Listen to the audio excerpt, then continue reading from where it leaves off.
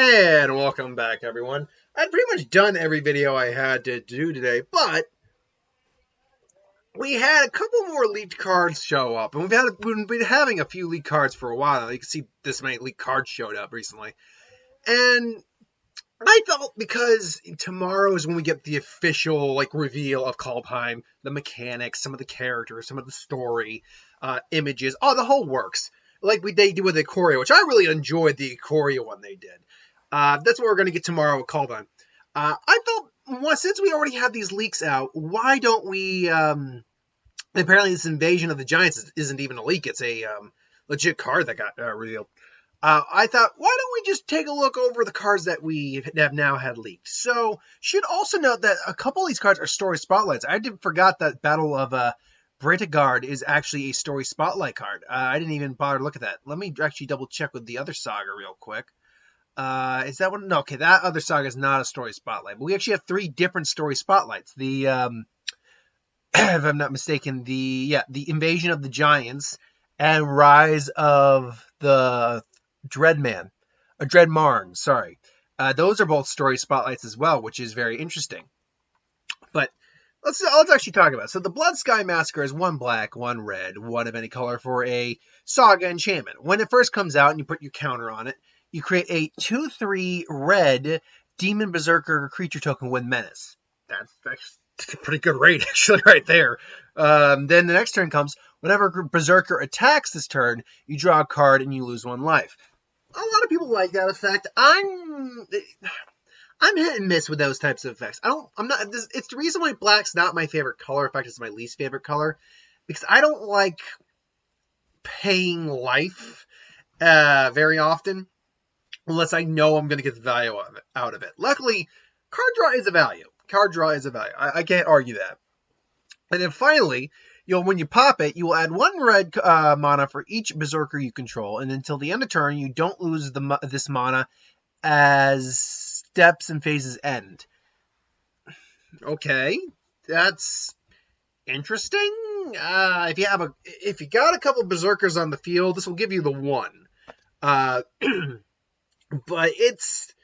I don't know. It's fine. I can't say it's anything amazing, but it's definitely not the worst in the world by any stretch of the means.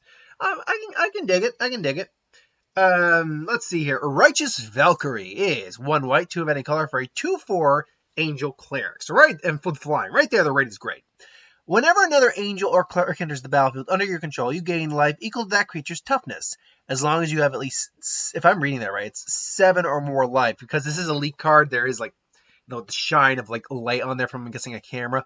As long as you have 7 or more life, then your starting life total, so in that case, 27 if you're in a general game, 47 if you're in a commander game. Creatures you control get +2/+2. So it's a 2/4 angel with flying for 3. And that gives you life whenever a cleric or an angel comes out. So first off, there's no downside to this card. Even just as a 2/4 flying for 3, that's a solid rate. You'd have to have this in a deck that has angels and clerics in it, obviously. So in that deck, how well does it work? Seeing as white is going to be the predominant color you'll be in, and white is kind of the color of life gain, I've got plenty of decks that I could shove this in, and it would definitely do some work. I don't see it unrealistic to get to that +2/+2. And even if you don't ever really get to that +2/+2, there are enough, it looks like there's going to be enough angels in this set and all around and clerics, that you will be able to replenish your life without too much difficulty. This isn't legendary either. I think that's a very big thing to look at, is that you can have multiples of this on the field. This triggers itself, and it's based off its toughness, which means you play another one after this, you'll gain 4 life automatically. You play another one after that, assuming you still got the 2 on the field, you're going to gain 8 life after that. So having multiples of these is actually really advantageous. And that's actually, you should it's angel or cleric. Whenever another angel or cleric enters the battlefield. Now, I'm wondering if you were to play a second one of these, would it trigger off the angel or the cleric, or just the angel or the cleric? Is it a either or both when more than one of these trigger. I want to say it's both, because that would actually be really freaking good, right? It'd be really good. I don't know. I'm not sure what it's because it's whenever another angel or cleric enters the battlefield under your control. I would say because it's factoring 2 creature types in, another angel cleric entering the battlefield would cause it to trigger twice, so you'd gain 8 life right from the gate. So I don't know. Maybe either way, I think it's a pretty solid card. Battle Mammoth, 2 green, 3 of any color for a mythic rare elephant, 6/5 with trample. Whenever a permanent you control becomes the target of a spell or ability an opponent controls, you may draw a card. Which means that they kill this first, you get 1 card. Let's be honest. They're not gonna, with all the targeting they could do, they're gonna want, unless you got something more dangerous on the field than this, they're killing the Mammoth. But it has the new ability Foretell, which we've seen foretold. Now, Foretell. In this case, Foretell is 2 green and 2 of any color. During your turn, you may pay 2 of any color and exile this card from your hand face down. Cast it on a later turn for its Foretell cost. Now, when I first saw this, I'm just thinking, okay, you'll maybe just wait a little bit. On turn 2, you may cast it and wait till turn 4. Or you'll cast it on turn 3 and then wait till turn 4, because I read it as, okay, the next turn you got to do that. But no, you can sit on this card for as long as you want and then play it. So if you're saying, let's say you don't really have much for 2 drops or something like that, or you're getting a little screwed on mana for a little while, you could easily just dump this out of your hand and be like, okay, hold on to that, and then just wait for the next card or next land to come up. You don't need as much land for, at least on this particular card. It's Foretell cost, and then you cast a 6/5 for 4. Hell, a 6/5 trample for 5 is good. A 6/5 trample for 4 without ability, there's a reason this thing's mythic. So I'm curious to see what the Foretell cost is going to look like with lesser cards or other cards, because we talked about Boast last video, but we have not Boast here. We have another card coming up with Boast, and it's clear that the Boast costs are going to be different with each creature. So I'm guessing the Foretell cost is going to be something similar. It may not even be 2 in exile. It may be pay 3 or 4 depending on the card. I've heard some people compare this to Suspend, and there is something similar to that. I think it's a bit more akin to Adventure, but probably a bit more broken version of Adventure, to be honest. At least from what I'm seeing right now.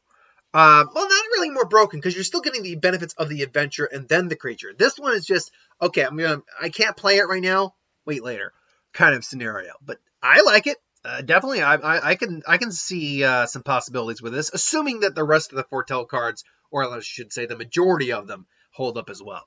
Well, we have a Dragonkin Berserker at 1 red, 1 of any color for a 2/2 Human Berserker rare with First Strike with no downside. So therefore, it's usable. A bear with First Strike is playable.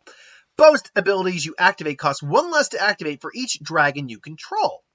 Interesting. And then this creature's Boast ability is pay 4 and a red, create a 5/5 red dragon creature token with flying. Activate this ability only if this creature attacked and only once per turn.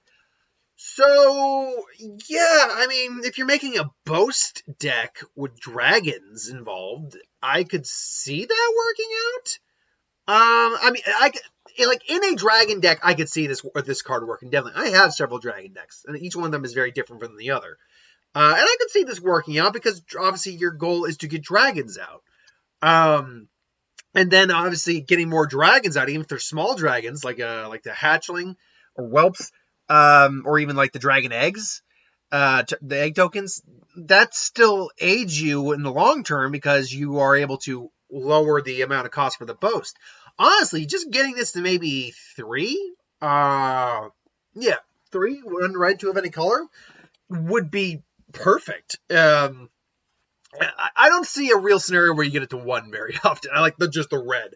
I don't see that happening very often, but at least getting it down to 3 and 1 red, or maybe 2 and 1 red, that's probable. That's possible. So I could see that happening. So yeah, I like it. Sigrid, God Favored. Now, in Mario's teaser, He mentioned a creature that had protection from gods. Well, here's your creature. 2 white, 1 of any color for a 2/2 human warrior with flash. First strike, protection from god creatures. When Sigrid, god favorite, enters the battlefield, exile up to 1 target attacking or blocking creature until Sigrid leaves the battlefield. So you obviously want to play Sigrid as a spell, as an instant. You don't want to play it as a creature to get that full effect. Let's assume for a moment, though, that you can't play it for that effect. And you just got to cast it on your turn. Is a 2/2 for 2 white mana and 1 of any color, so 3 mana, with first strike and protection for god creatures good? Yeah, it's good. Is it great?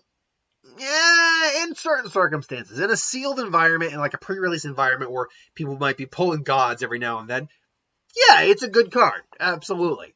Is it a good card even without that? It's all right. Honestly, Dragonkin Berserker is a better 2/2 with first strike card than this card is in that sense. But obviously, you're not just playing it for the god effect, and you're not just playing it to hardcast it. You're not playing it that way. You're playing it as an instant. And as an instant, like a battle spell, it's actually a very good spell, because now you basically got like an Oblivion Ring or a there's another card there's several cards that do this effect where they exile something and then they just it doesn't disappear, and it doesn't come back until you get rid of the card. So yeah, I mean, I think it's a solid card, definitely. Resplendent Marshal is 2 white, 1 of any color. Now, I believe this is a mythic. Most people are running as a mythic, and it does look like a mythic from the color, but it could be a rare too. I think it's a mythic though. But anyway, it's a 2 white, 1 of any color for a 3/3 Angel Warrior mythic flying. When this card enters the battlefield or dies, you may exile another creature card from your graveyard. When you do, put a +1 counter on each creature you control other than this card that shares a creature type with the exile creature.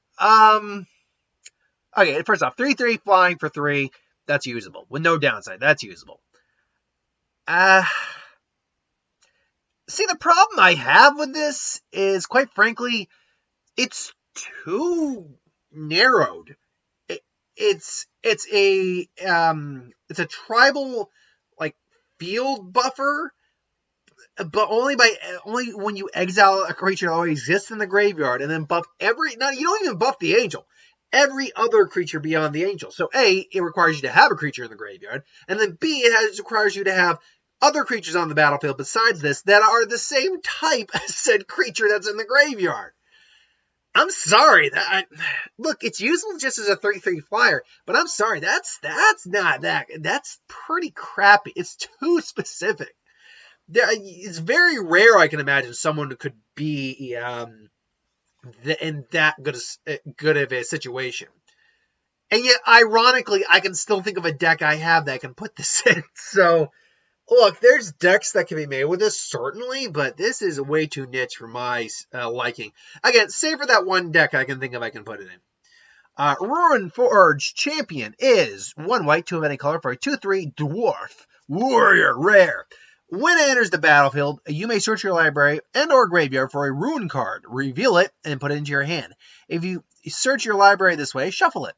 You may pay 1 of any color rather than pay the mana cost for a rune spell you cast. So, first off, it's a 2/3 for 3. That's doable. But obviously, what we're really talking about here is the ruins.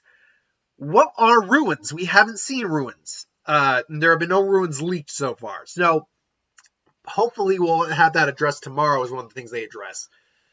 But yeah, whatever the ruins are, this is a great card for ruins. Like, if you have a ruin deck, you want to play this card. So the question, though, the big question is, what are ruins? What do we expect ruins to be?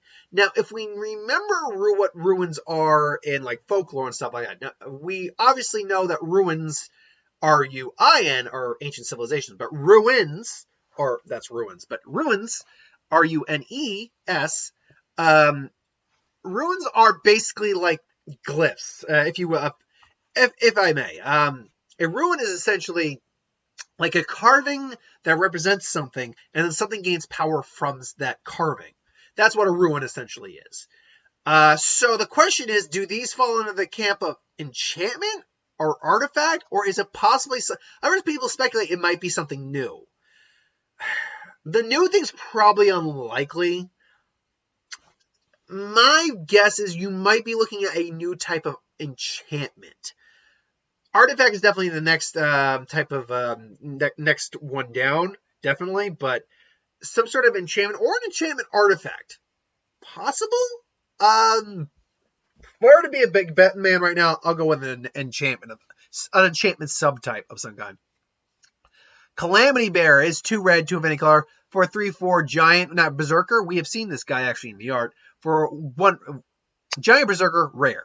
If a giant source you control would deal damage to a permanent or player, it deals double that damage to that player or permanent instead. Well, I have a giant deck that will welcome this guy with open arms. Like, that's obviously. This basically means that if he's able to swing in and hit you for 3, you're actually getting hit for 6, and that's not something you want to happen. Now, his stats are on the lower side. 4 is his solid toughness, but that does die these days. Different card effects. I mean, all toughnesses die at some point to certain card effects, but you know what I mean. It's like that. 4 is kind of like the nice sweet spot. Honestly, any larger and like a 3/5 would have been too powerful on this card, I think. But to be fair, also, it all depends on your board state with giants. If you're running a giant deck, which the giants in this set are apparently in blue and red specifically, as the Invasion of Giants is blue and red, and we saw a giant wizard as a frost giant in blue in the set boosters. But I have a deck perfect. I have a giant deck, so I will have no issue sliding this guy in. And he really bounces off pretty well with, oh god, was it Cataclysm Giant was named? The one from Theros Beyond Death that's also a 3/4, but that when it swings, you can do one of 2 things, and one of them is deal 3 damage to an opponent. So that means that thing, you're already dealing 6 with those 2 comboing off of each other. So yeah, that's a good card. Rise of the Dread Marn. It's Dread Marn. Looks like, sorry, the writing made it look like an M. Dread Marn. 1 black, 2 of any color. If I'm reading that right, I think you know what? Let me see if I can get a better. Let's actually get this up here. Do we have? Yeah, okay, it is 2. Okay, so it's 1 black, 2 of any color for a instant black sorcery. Story Spotlight. Create X2 black zombie berserker creature tokens, where X is the number of non-token creatures that died this turn. And you can, and here's a new foretell card. You can foretell it for 1. And during your turn, you may pay 2 and exile this card. You cast it on later turns for its foretell cost. See, this is one of those ones where immediately, if I don't have a turn 1 drop, I exile this. Well, actually, I couldn't. I couldn't do it for. But if I don't have a turn 2 drop or whatever, I can't pay the 2. I exile this because it's gonna be one of those scenarios where, because I'm often get into battles of attrition. I get into giant wars of creatures that just won't die. And then finally, like a giant mass swing happens. I got to block with everything, and then I'm down a lot of stuff. Maybe I'm still ahead in life or something, but I'm down a lot.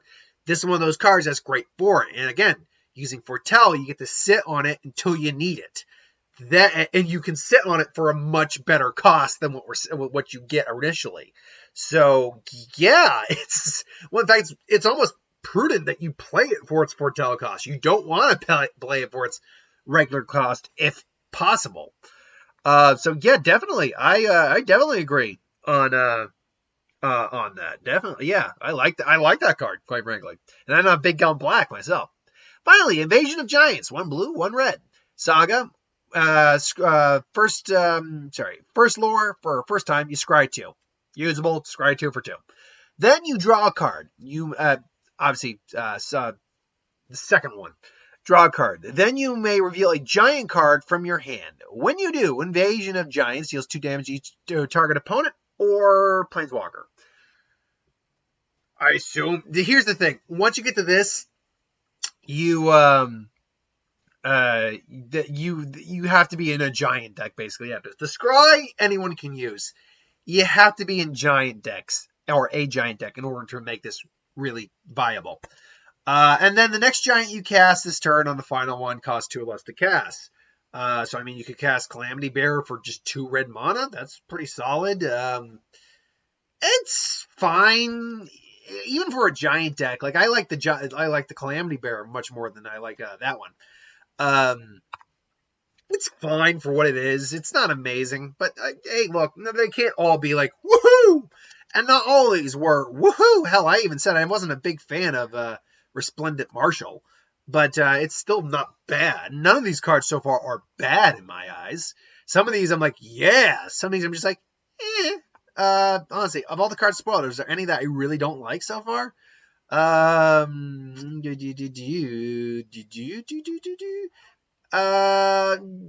I could say I couldn't find a way to play. Like all the lands, all the sagas so far, all the rares. Yeah, I can find a way to play pretty much all of these. But anyway, that's just my opinion. What do you think of these cards? Put in the comments below and let me know. But until then, thanks for watching. Hope you enjoyed.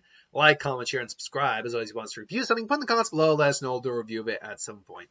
So thanks for watching, and I'll be back tomorrow with the actual stuff we learned about Kaldheim tomorrow. So thanks for watching.